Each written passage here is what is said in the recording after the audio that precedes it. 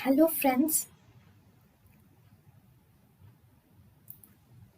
welcome to Creative Medicine. In this lecture, we will learn about. Hello friends, let us now learn the evaluation of strength of muscles.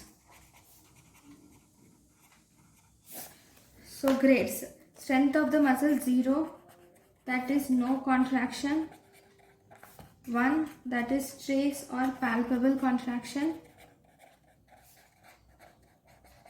Then if you see 2, poorly moves joints, poorly moves the joints but not against gravity.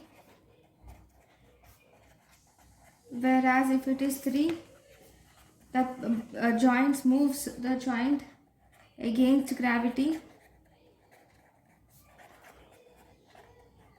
Then 4, good, moves the joint.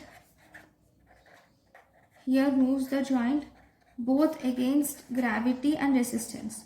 Moves the joint both against gravity and resistance in 4. And if you see 5, normal. Okay, this is the grades of evaluation of joints. Thank you for watching.